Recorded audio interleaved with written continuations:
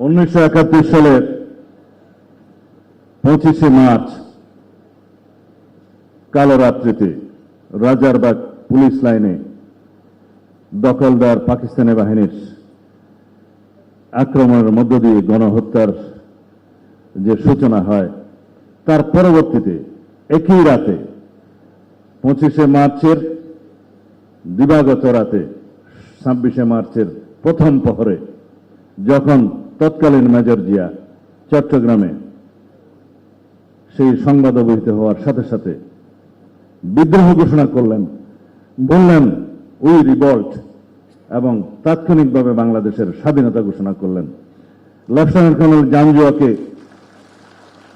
গ্রেফতার করলেন, হত্যা করা হল অন্যান্য পাকিস্তানি দখলদার বাহিনীর সেনা অফিসারদের। সেই রিভল্টের ইতিহাস অনুযায়ী বাংলাদেশের যে 26শে মার্চ বাংলাদেশের স্বাধীনতা দিবস, তাকে অস্বীকার করার ইতিহাস হল এই আওয়ামী লীগের ইতিহাস।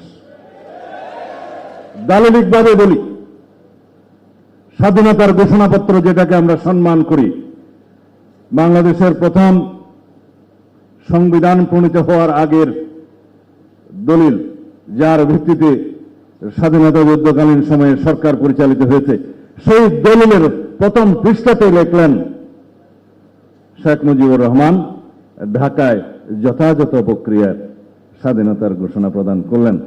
জাতীয় ইতিহাস কি তাই? এবং সেটা প্রতিষ্ঠিত করার জন্য পঞ্চদশ সংশোধনীতে এই স্বাধীনতার ঘোষণাপত্রকে তফসিলে অন্তর্ভুক্ত করা হলো। আমরা আপত্তি করি নাই, যেটা আর্কাইভে থাকার কথা সেটা সংবিধানে থাকে না, কিন্তু সে আর্কাইভে থাকলেও প্রকৃত ইতিহাসের সাথে এটা সাংঘর্ষিক। আমি এর বেশি সমালোচনা করব না। পরবর্তীকালে সেটা প্রতিষ্ঠা করার জন্য তার কন্যা শেখ হাসিনা একটি দলিল প্রণয়ন করলেন, বললেন বঙ্গবন্ধু শেখ মুজিবুর রহমান মার্চের 25 তারিখের দিবাগত রাত পার হওয়ার পরে 26 তারিখে তিনি ওয়্যারলেস মেসেজের মাধ্যমে চট্টগ্রামে কোনো একজনকে বার্তা দিলেন বাংলাদেশের স্বাধীনতা। এবং সেই দলিলটা পঞ্চদশ সংশোধনীতে একটা তফসিল হিসাবে সংবিধানে ধারণ করা হলো। এটা ইতিহাসের সাথে সাংঘর্ষিক। বাংলাদেশের স্বাধীনতা মিথ ও দলিল নামে একটি গবেষণাধর্মী পুস্তক প্রকাশ পেয়েছে, মাসুদুল হক সম্ভবত সাংবাদিক। সেই পুস্তকে সমস্ত গবেষণার লিপিবদ্ধ করা হয়েছে, কাদের সাক্ষাৎকার আওয়ামী লীগের তৎকালীন নেতৃবৃন্দ সহ সেই টিএনটি অফিসারদের যেখানে পাঠানো হয়েছে বলে বলা হলো, সবার সাক্ষাৎকার নেওয়া হয়েছে। ঘটনা হলো টিএনটি অফিসই বন্ধ ছিল, ঢাকা থেকে বেতার যোগাযোগ বন্ধ ছিল। সমস্ত মিথ্যা বয়ান দলিল ওখানে তাদের সাক্ষাৎকার সহ লিপিবদ্ধ করে ঐতিহাসিকভাবে মিথ ও দলিল নামে পুস্তক প্রকাশিত হল। আজ পর্যন্ত সেটার কন্ট্রারি কোন দলিল বই লিখিত হয়নি। আমরা বলি দলিল ভিত্তিক, ইতিহাস ভিত্তিক, প্রকৃত ইতিহাস ভিত্তিক কথা।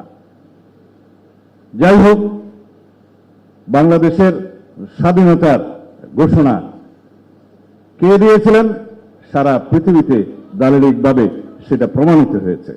আপনারা দয়া করে কথা বলবেন না।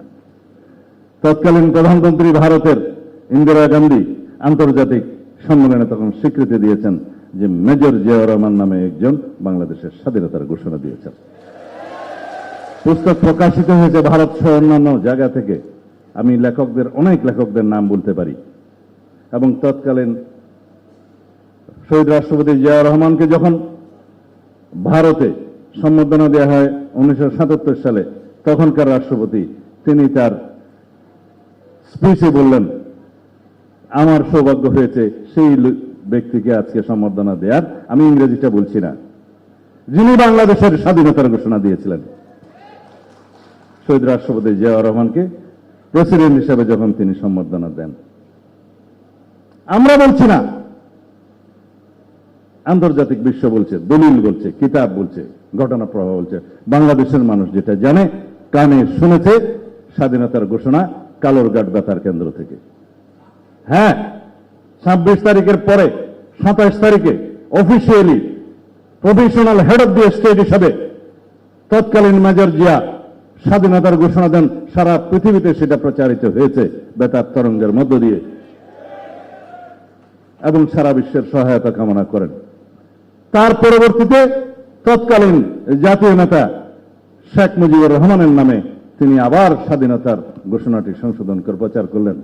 এখানে তো কৃতিত্বের কিছু নাই, যা সত্যি তাই প্রকাশিত হবে। তিনি বললেন, on behalf of Sheikh Mujibur Rahman, our national leader, I declare hereby the independence of Bangladesh. এটা সত্য কথা, সত্য ইতিহাস।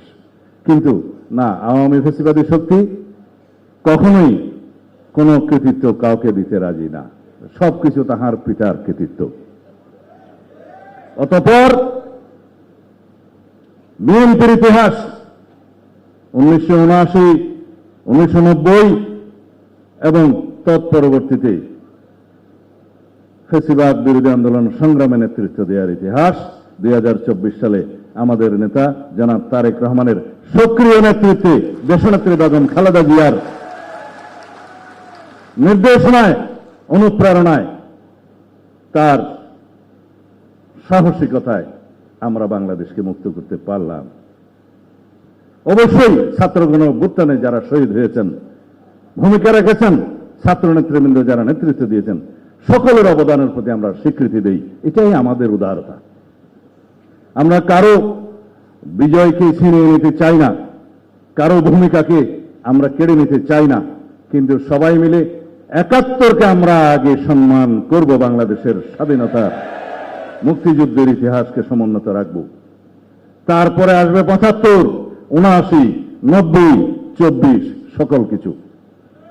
কিন্তু যারা সংবিধানের প্রস্তাবনায় 24 এবং 71 একসাথে দেওয়ার জন্য প্রস্তাব করেছিলেন, সেই বন্ধুদের উদ্দেশ্যে বলছি, 71 কখনো অন্য কোনো ইতিহাসের সাথে মিলবে না।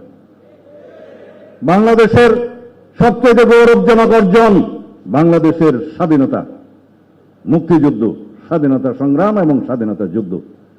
একটা স্বৈরাচারকে, ফ্যাসিস্ট সরকারকে পতনের জন্য যে আন্দোলন হয়েছে, সেটা কেবল জনদাবির মুখে স্বৈরাচার পতন আন্দোলন। স্বৈরাচারের পতন হয়েছে, রাষ্ট্র নতুনভাবে বিনির্মিত হয়নি। রাষ্ট্র আমাদের ছিল, অর্জিত হয়েছে লক্ষ প্রাণের বিনিময়ে। সেই রাষ্ট্রের স্বাধীনতা সার্বভৌমত্বকে রক্ষা করতে হবে। কোন স্বৈরাচার যাতে বাংলাদেশে পুনরায় প্রতিষ্ঠিত না হয়, আগমন না হয়, উৎপাদন না হয়, উৎপত্তি না হয়, সেই লক্ষ্যে আমরা গণতান্ত্রিক চর্চা করতে থাকব। গণতান্ত্রিক সংস্কৃতির প্রবর্তন এবং চর্চার মধ্য দিয়ে, লালনের মধ্য দিয়ে আমরা সংসদে সেই সমস্ত সকল কার্যক্রম আলোচনার মধ্য দিয়ে, সমঝোতার মধ্য দিয়ে রাষ্ট্রকে এগিয়ে নিয়ে যাব। ধন্যবাদ আপনাদের সবাইকে।